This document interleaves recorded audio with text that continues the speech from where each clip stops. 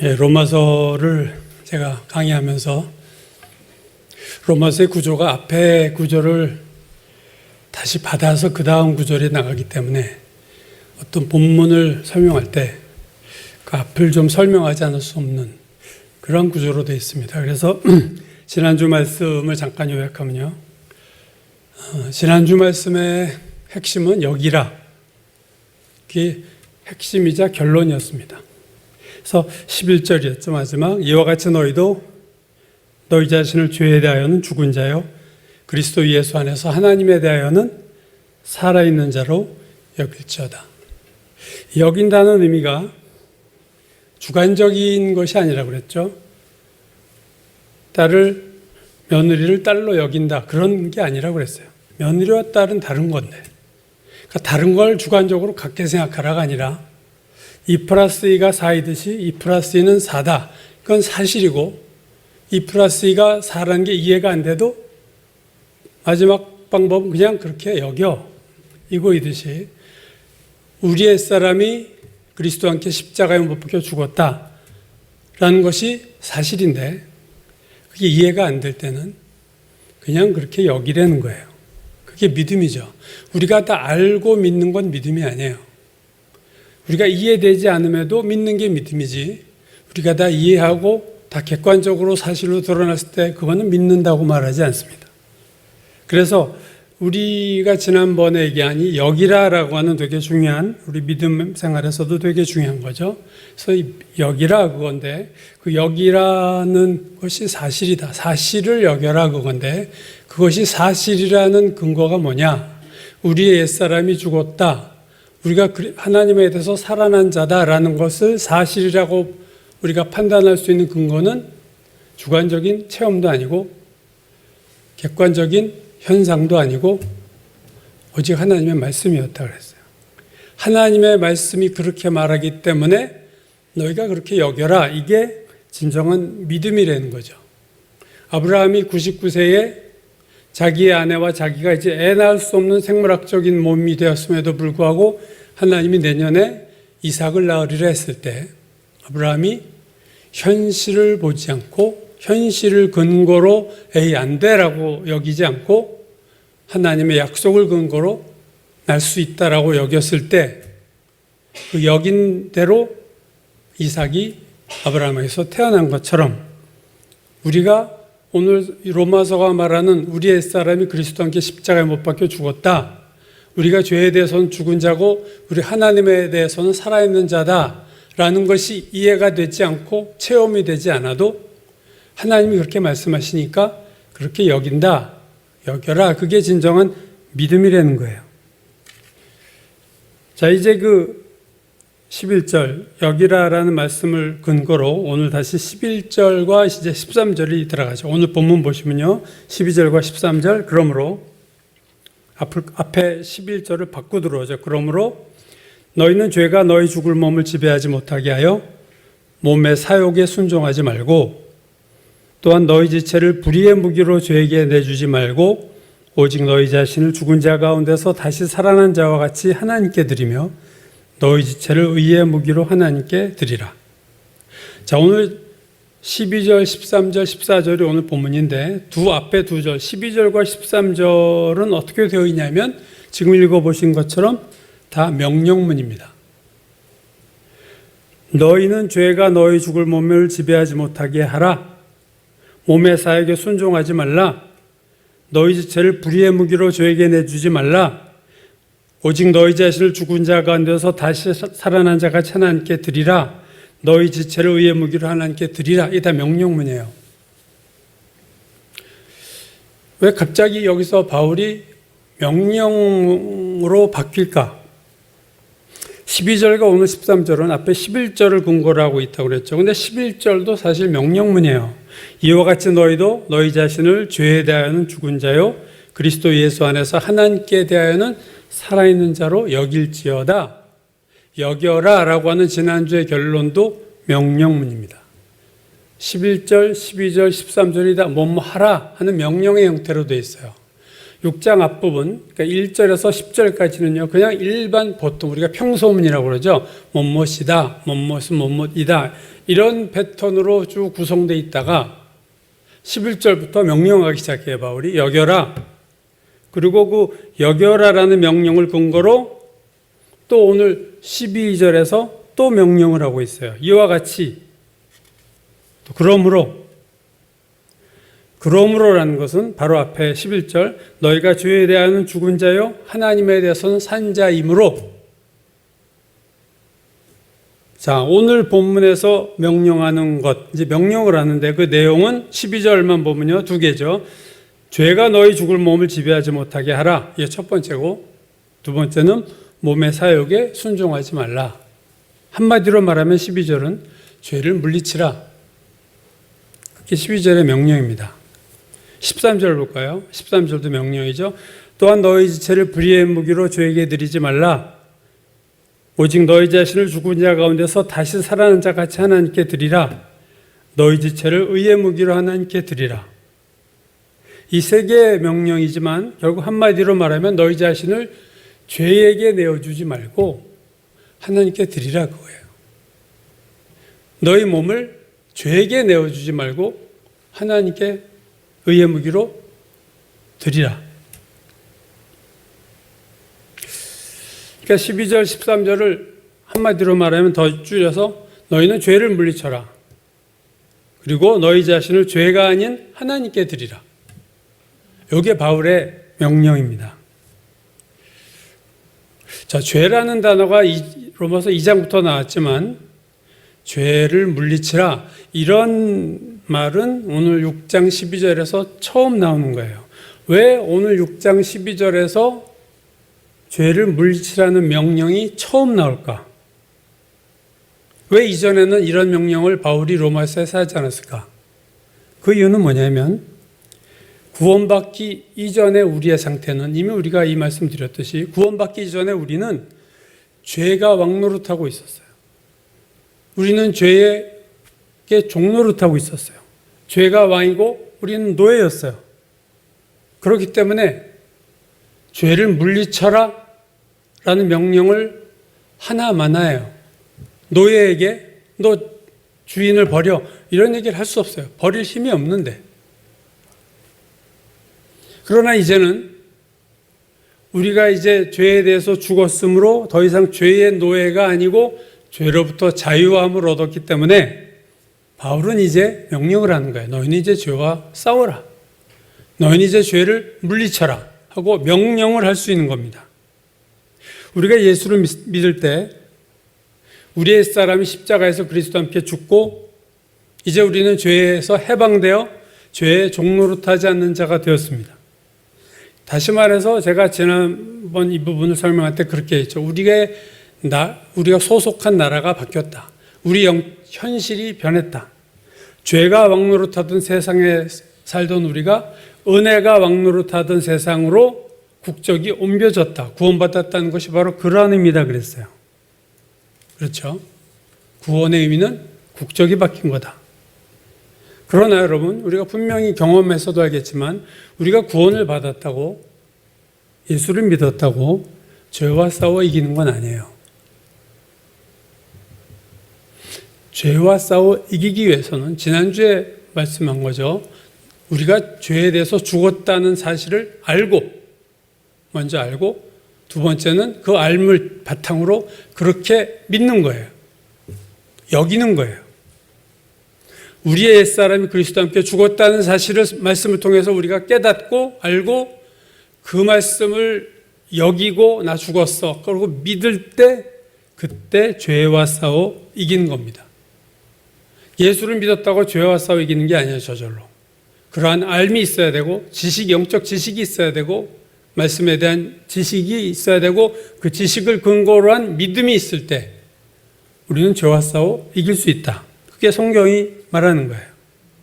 지난번에 제가 로마서 6장 2절 죄에 대하여 죽은 우리가 이 부분을 현대어 성경이 참 번역을 잘했다고 했죠. 뭐라고 번역했다고 그랬죠?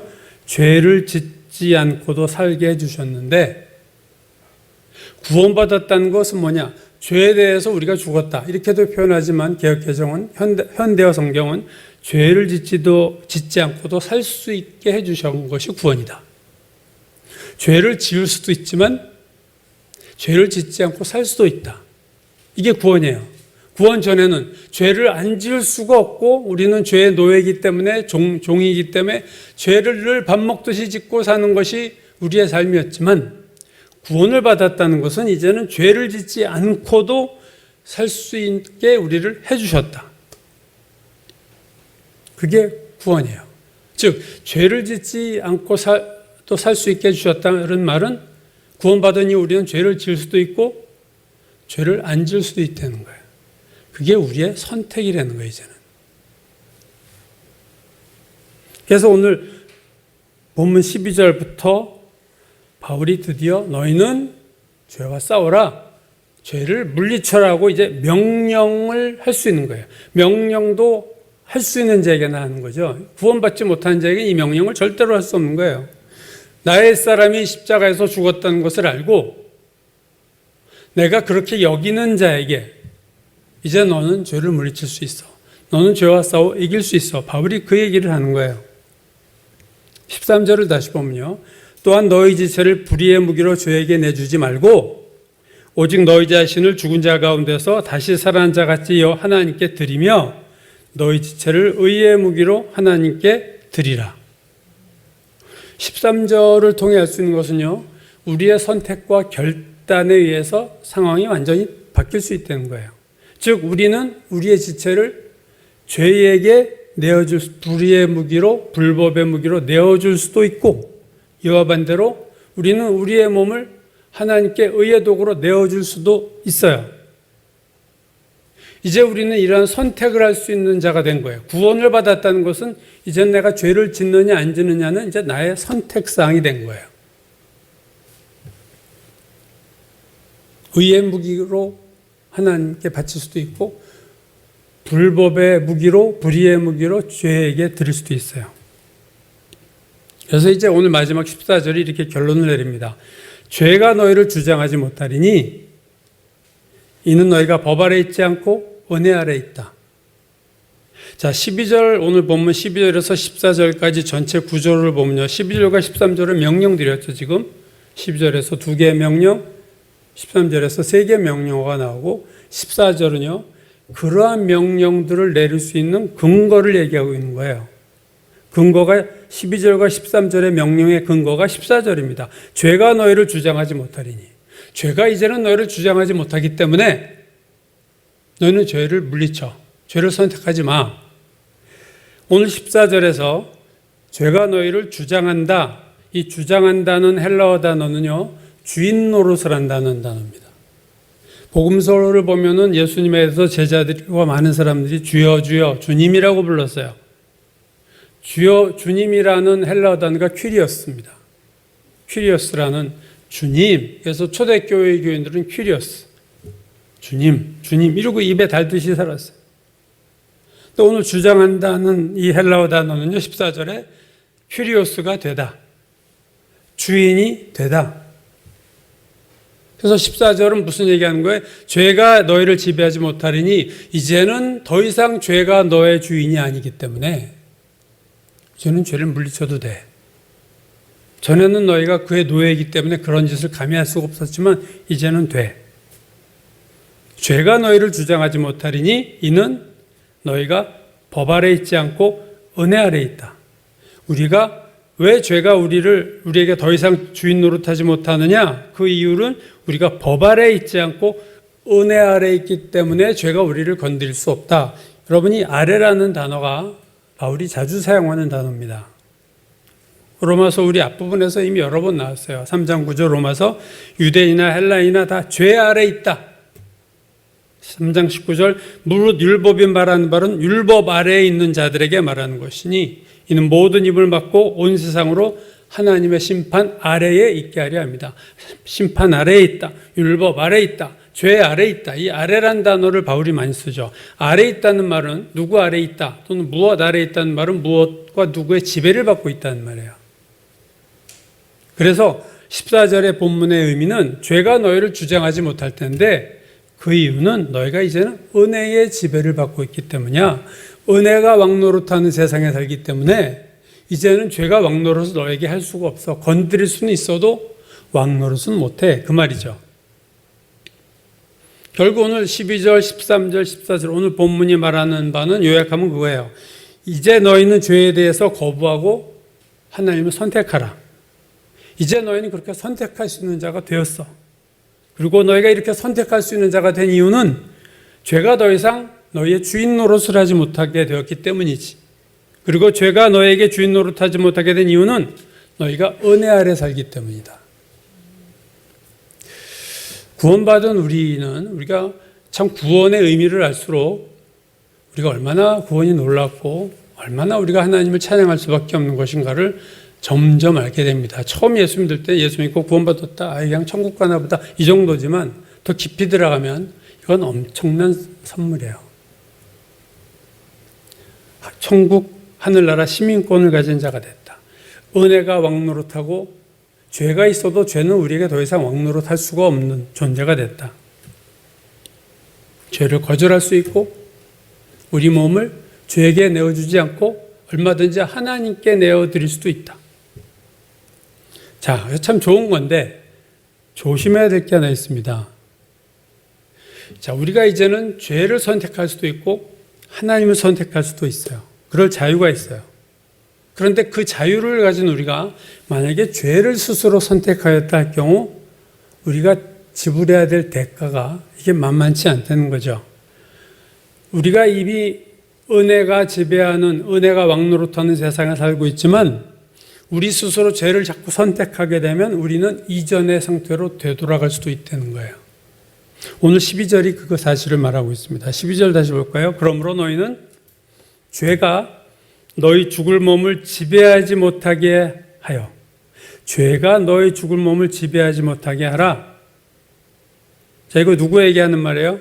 구원받고 우리가 죽었다는 것을 알고 그렇게 여기고 있는 자들에게 뭐라고 말하냐면은 죄가 너희 죽을 몸을 지배하지 못하게 하라.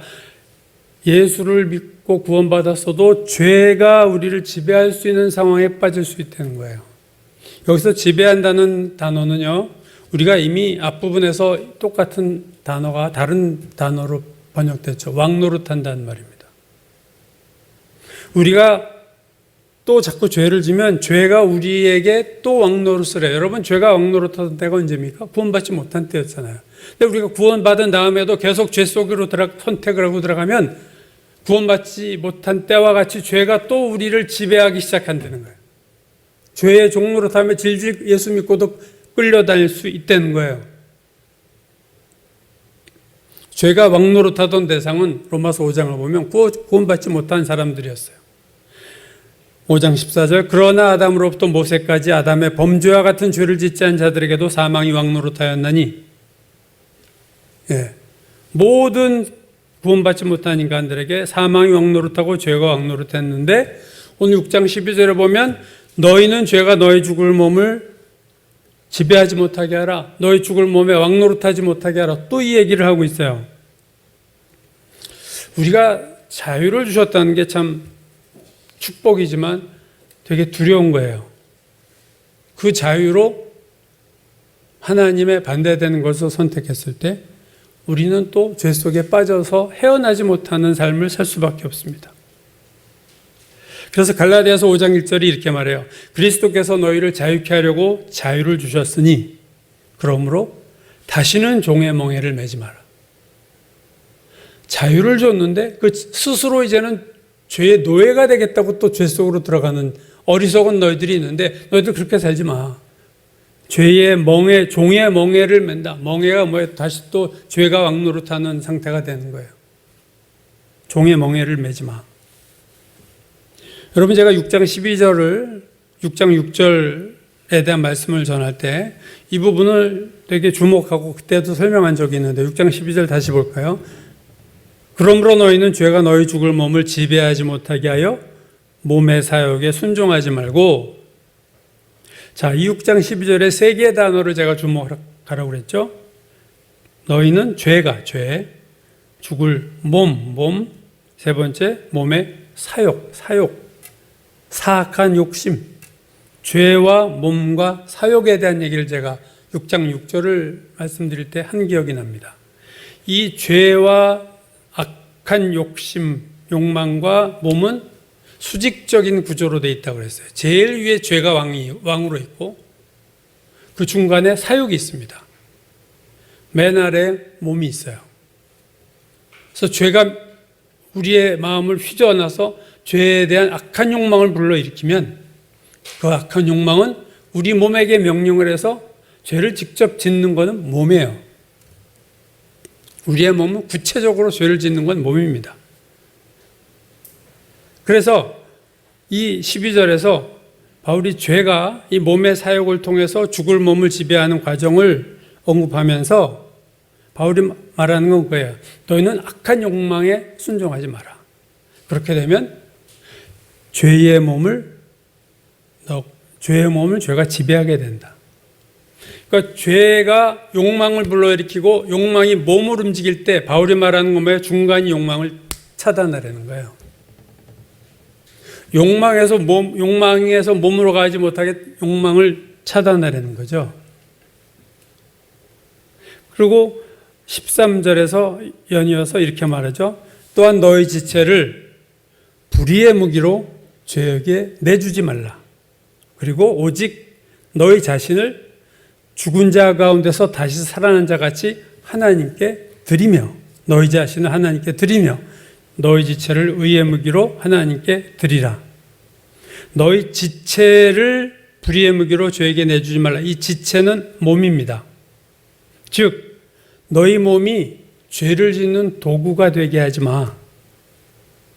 오히려 너희 몸을 하나님의 의를 행하는 도구가 되게 하라. 결국 12절 13절은요.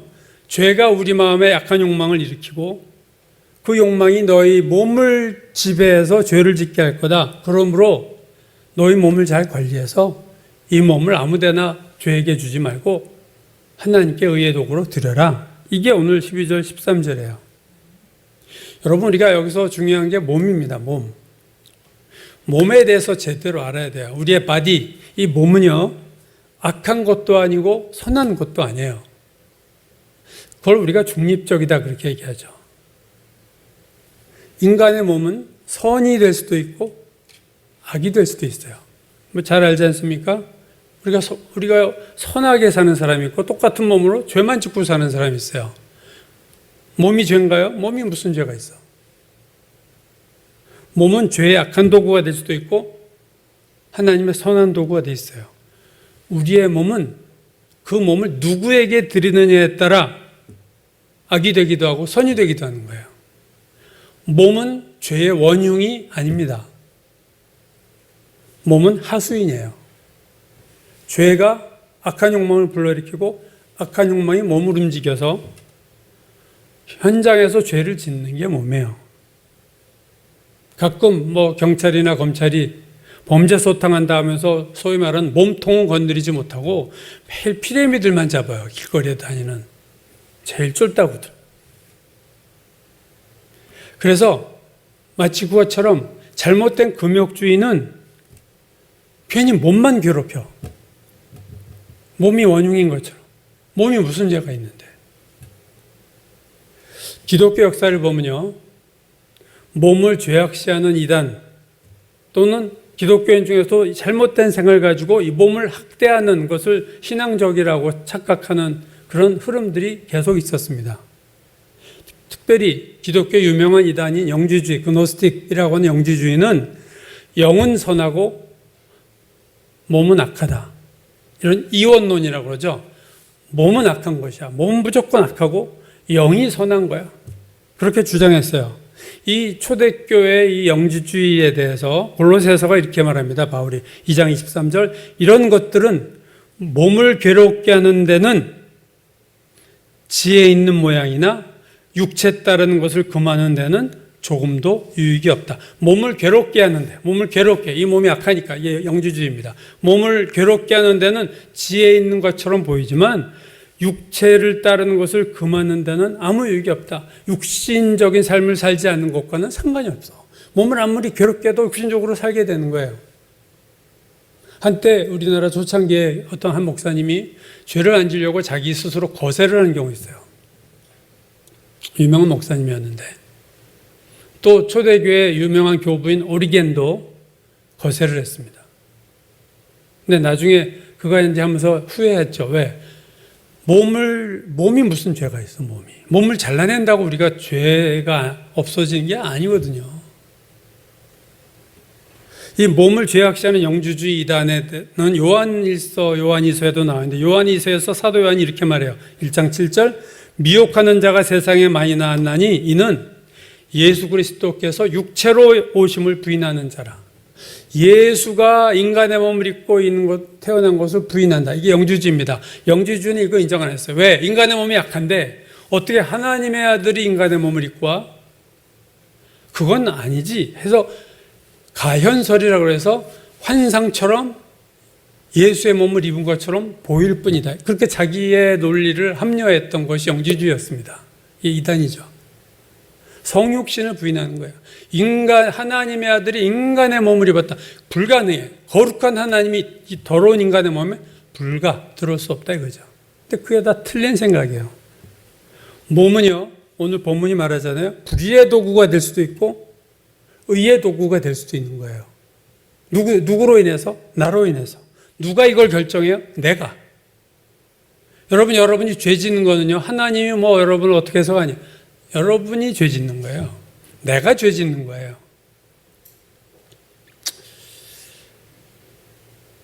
오늘 본문 13절에 또한 너의 지체를, 너희의 몸을 불의의 무기로 죄에게 내어주지 말고 오직 너희 자신을 죽은 자 가운데서 다시 살아난 자 같이 하나님께 드리며 너희 지체를, 너희 몸을 의의 무기로 하나님께 드리라. 내가 죄에게 내어주는 거나 내가 하나님께 드리는 거 누가 결정하는 거예요? 내가 결정하는 겁니다. 왜요? 이젠 죄에게서 우리가 자유함을 얻었기 때문에 내가 자유롭게 선택할 수 있는 권한이 있어요. 구원받기 전에야 죄의 노예니까 우리가 어떻게 노예가 되들겠어요? 그냥 늘 죄를 지어야 되죠. 선택의 자유가 없었습니다. 구원받은 이후 우리가 죄를 안 짓는 자가 된 게 아니라 죄를 안 지을 선택을 우리가 할 수 있는 자가 된 거예요. 하나님이 결정권을 우리에게 넘기셨어요. 죄 짓는 거는 아무런 핑계를 누구에게 댈 수도 없어요. 우리는 죄를 거절할 수도 있고 죄를 따라갈 수도 있어요. 자, 오늘 로마서 6장 본문과 겹치는 되게 중요한 구절이 골로새서에 나오는데요. 한번 그럼 찾아보시죠. 골로새서 3장 1절 이하입니다. 신약성경 326페이지 전후 골로새서 3장, 자 먼저 1절 2절 볼까요? 그러므로 너희가 그리스도와 함께 다시 살리심을 받았으면, 자 이게 거듭난 거죠. 그리스도와 함께 다시 살리심을 받았다. 오늘 로마서로 말하면 우리는 죄에 대해서 죽은 자예요, 하나님께 대해서는 살아난 자가 된 거예요. 그리스도와 함께 다시 살리심을 받았다면, 구원받았다면 너희는 어떻게 하라고요? 위의 것을 찾으라. 2절, 위의 것을 생각하고 땅의 것을 생각하지 말라. 뭐합니까? 명령하죠. 여기도 위의 것을 찾으라, 땅의 것을 생각하지 말라. 조건이 뭐예요? 그리스도와 함께 다시 살리심을 받았다면, 너희가 구원을 받았다면 이제 너희는 선택을 해야 돼. 땅의 것을 생각하지 말고 위의 것을 찾고 위의 것을 생각하라. 이건 우리의 선택이에요, 여러분. 그렇게 명령하는 근거가 3절에 나와요. 자, 3절 같이 한번 읽을까요? 이는 너희가 죽었고 너희 생명이 그리스도와 함께 하나님 안에 감추었음이라. 그 이유는 너희가 그렇게 위의 것을 찾고 땅의 것을 생각하지 말라고 내가 명령한 그 이유는 너희가 죽었기 때문이야. 죽었다는 게 뭐예요? 로마서 6장에 말하는 너희 옛사람이 그리스도와 함께 십자가에서 못 박혀 죽었다. 너희가 죄에 대해서 죽었다. 로마서 말하는 게 지금 골로새서가 말하는 건 너희가 죽었기 때문에 너희는 이제 위의 것을 찾을 수도 있고 땅의 것을 생각하지 않을 수도 있어. 그러니까 그렇게 살아라. 근데 주목할게요. 3장 5절입니다. 그러므로 땅에 있는 지체를 죽이라. 자, 이 말씀 재밌어요. 3절에서 뭐라고 그랬나요? 3절, 이는 너희가 죽었고, 5절에서는요, 땅에 있는 지체를 죽이라. 뭐 앞에서 죽었는데 3절에서 죽었는데 뭘 또 죽이래 이번에는? 이 3절과 5절 이는 너희가 죽었고와 5절에 그러므로 땅에 있는 지체를 죽이라 이 말씀이 의미하는 것이 뭐냐면은 우리가 구원받았을 때 우리에게는 이미 죽은 부분이 있어요. 그러나 우리가 죽여야 할 부분이 또 있다는 거예요. 이거 되게 중요합니다, 여러분. 신앙생활 할 때. 이게 헷갈리면요. 술에 술 탄 듯 성경을 그냥 대충 해석하면서 대충 신앙생활하고 사는 거예요. 죽은 게 뭐예요? 너희가 죽었고, 뭐가 죽었다고? 옛사람이 죽었어요. 누가 우리 옛사람을 죽였어요? 하나님이. 우리 옛사람이 그리스도와 함께 십자가에 못 박힌 것은 이게 수동태예요. 내가 나를 못 박은 게 아니에요, 우리 옛사람을. 하나님이 나의 옛사람을 그리스도와 함께 십자가에 못 박아 죽였다. 하나님이 죽이셨어요. 근데 골로새서 3장 5절은 뭐라고 그래요? 땅에 있는 지체를 죽이라. 누가요? 너희가, 우리가. 옛사람이 이미 죽었는데 하나님 우리 옛사람 죽여버리셨는데 아직도 뭘 죽여야 되나? 내가 뭐가 더 죽어야 되나? 3장 5절 다시 볼까요? 그러므로 땅에 있는 지체를 죽이라. 죽이라는 것은 땅에 있는 지체인데 그걸 바울이 구체적으로 설명했습니다. 그 다음에 뭐라고요? 음란과 부정과 사욕과 악한 정욕과 탐심이니 탐심은 우상숭배다. 우리 스스로 죽여야 할 것이 뭐냐면 땅에 있는 지체라는 타이틀로 묶을 수 있는 건데 구체적인 내용을 들어가면 음란과 부정한 것과 악한 사욕, 사악한 욕심과 악한 정욕과 탐심을 너희가 죽이라. 이것 땅에 있는 지체가 한마디로 이걸 육신이라고 합니다, 여러분. 성경에 육신을 죽여라. 죽이라는 능동태예요. 우리 옛사람이 죽임을 당했다는 건 수동태고요. 옛사람은 하나님이 죽였고 육신은 누가 죽여야 돼요? 내가 죽여야 되는 거예요. 내가. 많은 사람이 이걸 자기가 안 죽이고 주여 또 하나님 뭘 어떻게 하라고.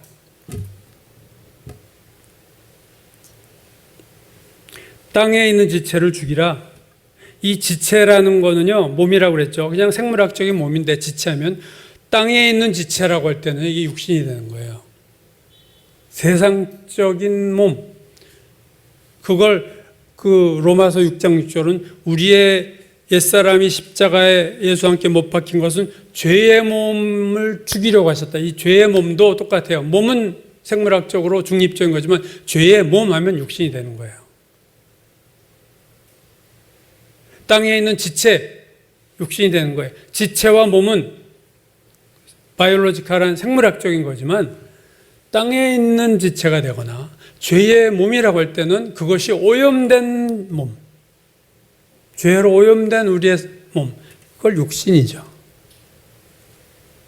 하나님 우리가 구원받을 때 제가 앞에서도 강조했고 이건 되게 중요한 거예요. 우리가 구원받을 때 우리 옛사람을 죽이셨어요. 그 옛사람이 누구냐? 죄의 종로로 타던 나, 죄를 안 지을래 안 지을 수 없는 나, 그러한 나를 죽이시고 새 사람 다시 태어나게 하셨는데 그게 새 사람입니다. 그 새 사람은 뭐예요? 영이 살아난 나, 하나님과 교제할 수 있는 영이 살아난 나, 하나님의 성령이 우리 안에 들어온 나, 그러한 나가 태어난 거예요. 이전에 나는 죽었고 하나님을 죽이셨어요. 구원받을 때. 그래서 우리가 새로운 나가 됐는데 이제 성령이 거하는 내가 됐는데 그러나 죽임을 당한 게 있고 죽여야 할 것이 있다는 거죠. 여러분 갈라디아서도 똑같은 말을 하는데 유명한 갈라디아서 2장 10절 내가 그리스도와 함께 십자가에 못 박혔나니 이제는 내가 산 것이 아니요 내 안에 그리스도께서 사시고 유명한 암송 구절이죠.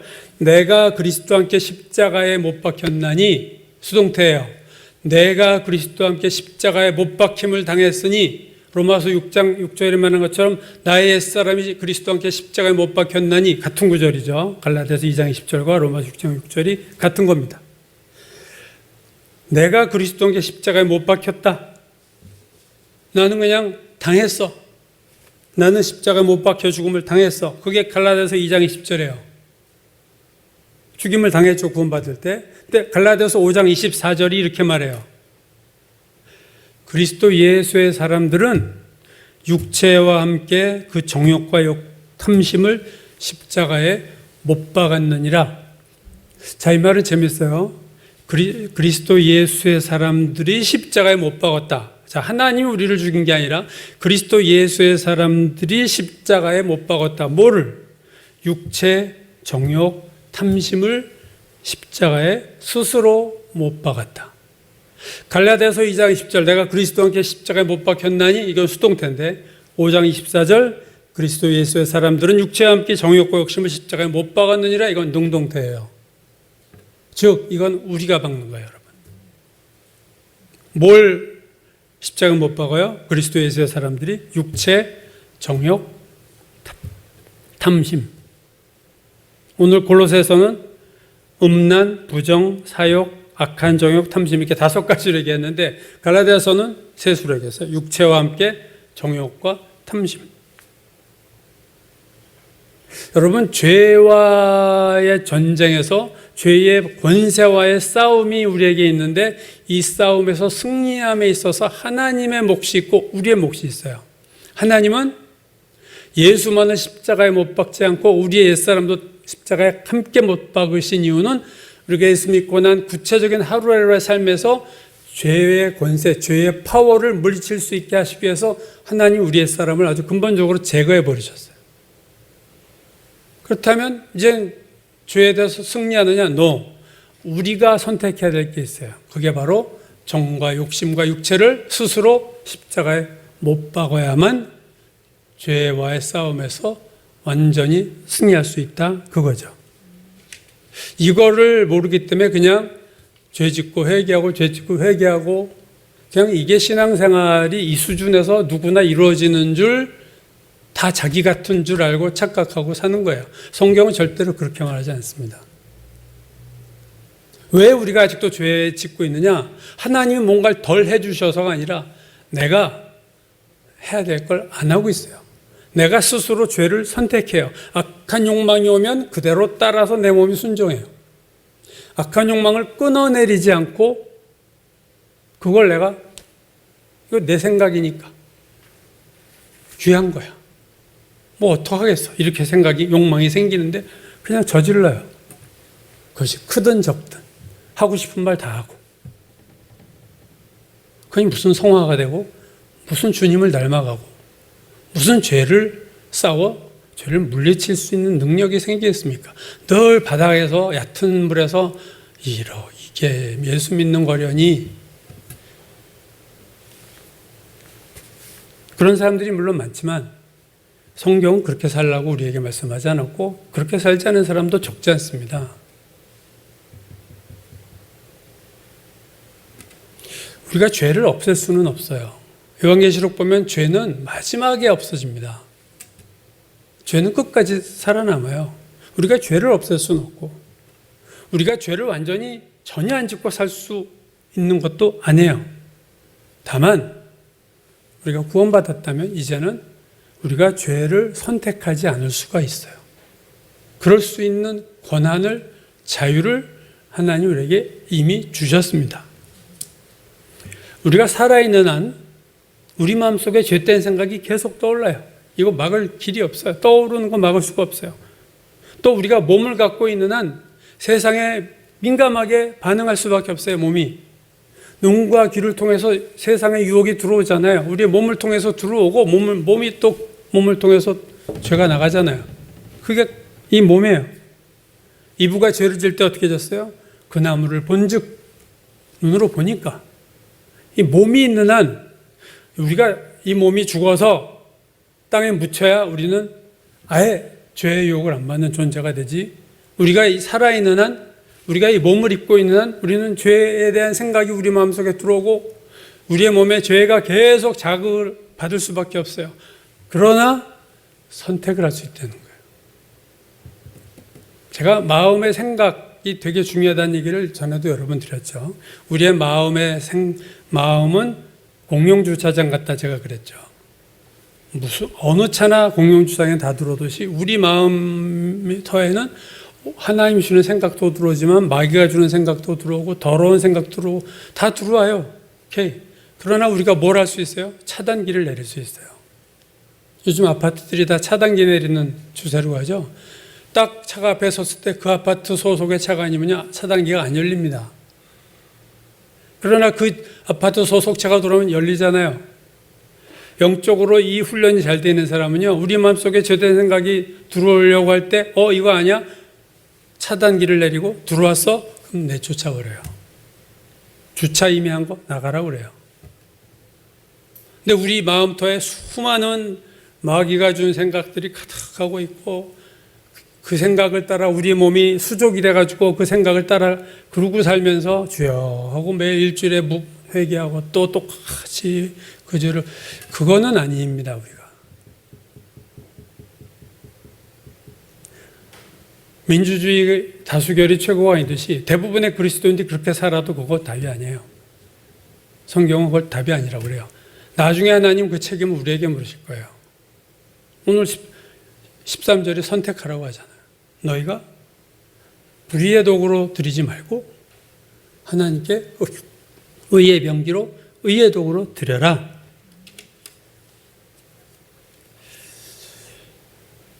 하나님께서 우리 옛사람을 십자가에 못 박으셨습니다. 죄에서 자유를 주셨어요. 종로로 타는 데서 해방시켰어요. 우리가 자유를 얻었다는 것은 죄로부터 동시에 책임과 의무가 뒤따릅니다. 우리의 자유를 어디다 쓰느냐는 이제 내 책임이 되는 거예요. 내가 의의 도구로 내 몸을 던질 수도 있고 불의의 병기로 죄에게 내어줄 수도 있어요. 그러므로 우리 옛사람이 죽은 거는 한 번에 죽었어요. 구원받을 때 옛사람이 한 번에 죽었지만 육신은요 한 번에 죽질 않습니다. 이건 매일매일 죽여야 돼요.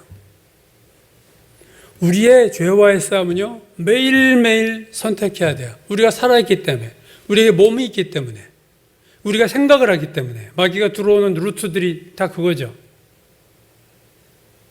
우리는 날마다 우리 마음을 통해 들어오는 음란함, 부정, 악한 욕망, 탐심, 특히 얼마나 탐심이 많은 2세대입니까? 전부 모든 광고나 이게 탐심을 자극해. 탐심은 우상숭배다. 돈에 눈이 멀고 정말로 호화롭고 좋은 것에 탐욕스럽게 예수를 믿건 안 믿건 우리는 날마다 우리 마음을 통해서 역사하고 날마다 우리 몸을 이끌고 가려고 하는 육신의 정욕과 안목의 정욕과 이생의 자랑, 이것들을 내어주지 않는 싸움을 해야 되고 우리의 몸을 하나님께 의의 도구로 드리는 선택을 하는 싸움을 해야 됩니다. 이제 우리가 해야 될 것은 날마다 악한 육신의 생각들, 우리의 몸이 죄가 되지 않게 하는 것, 이것들이 우리의 싸움의 과제입니다. 2000년 전 우리의 옛사람이 예수와 함께 십자가에 못 박힐 때 못 박는 소리가 들렸을 거라고 저는 생각합니다. 우리의 옛사람을 하나님께서 십자가에 못 박는 소리가 들렸을 거예요. 저는 오늘 본문을 통해서 그 못 박는 소리가 오늘 다시 들려야 된다고 생각하는 거예요. 나의 육신의 정욕과 탐심과 음란을 십자가에 못 박는 소리가 매일 울려 퍼져야 돼요. 왜? 우리 육신이 매일 요동치니까. 매일매일 우리는 우리의 땅에 있는 지체를 죽여야 돼요. 십자가에 못 박아야 돼요, 여러분. 오늘 여러분의 육신이 십자가에 못 박힘을 당하는 소리, 여러분이 여러분의 육신을 십자가에 못 박는 그 십자가에 못 박는 소리, 그 소리가 오늘 들리고 있는가? 나는 오늘도 십자가에 내 육신을 못 박고 있는가? 이걸 물어보셔야 됩니다. 이 못 박는 소리가 안 들리는 그리스도인은 다시 죄의 종로로 타는 삶으로 돌아갈 수밖에 없습니다. 우리에게 주신 자유로 너희는 더 이상 종의 멍에를 매지 마라. 하나님 우리에게 그리스도께서 우리에게 자유를 주셨는데 죄로부터 자유함을 주셨는데 이 자유를 가지고 또 죄를 선택하는 것은 돼지가 씻었던 곳에 다시 들어가고 개가 토하였던 것을 다시 먹는다. 베드로가 사도가 그렇게 얘기했죠. 또 그리 들어가 그걸 수치스러워하지 않고 회개하면 된다고 생각하고 아주 풀어져가지고 영적으로 긴장이 풀어져서 그냥 살아가는 오늘날의 수많은 모습들을 보면서 하나님의 말씀은 전혀 그렇지 않다. 그래서 나도 오늘 옛사람을 십자가 못 박아야겠다. 나의 육신을 십자가 못 박아야겠다. 결심하고 우리의 몸과 마음을 관리하는 저와 여러분이 되어야 될 줄로 믿습니다.